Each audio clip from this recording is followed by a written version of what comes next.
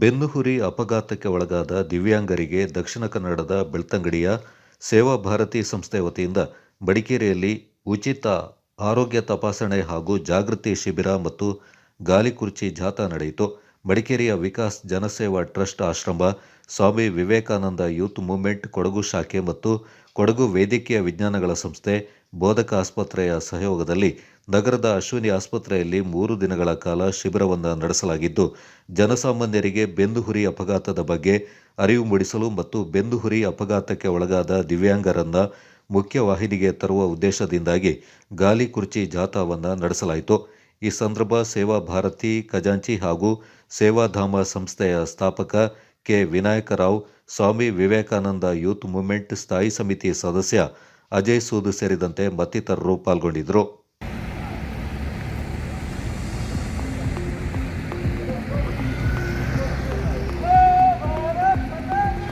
ಸೇವಾಧಾಮ ಸೇವಾ ಭಾರತಿ ಕೊಡಗು ಜಿಲ್ಲೆ ಇದರ ಆಶ್ರಯದಲ್ಲಿ ಶ್ರೀ ಕಾವೇರಿ ಕೃಪಾ ವಿಶ್ವ ಕಲ್ಯಾಣ ಸೇವಾ ಸಮಿತಿ ರಿಜಿಸ್ಟರ್ಡ್, ಅಶ್ವಿನಿ ಆಸ್ಪತ್ರೆ ಮಡಿಕೇರಿ, ಕೊಡಗು ವೈದ್ಯಕೀಯ ವಿಜ್ಞಾನಗಳ ಸಂಸ್ಥೆ ಬೋಧಕ ಆಸ್ಪತ್ರೆ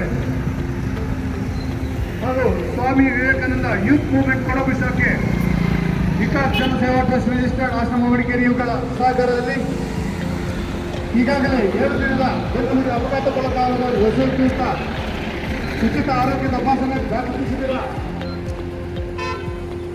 ನಡೆಯಲ್ಪಟ್ಟಿದೆ. ಹಾಗೆ ಇಂದು ರಾಜಸೇನೆಯಿಂದ ಮಡಿಕೇರಿ ರಾಜಬೀದಿಯಲ್ಲಿ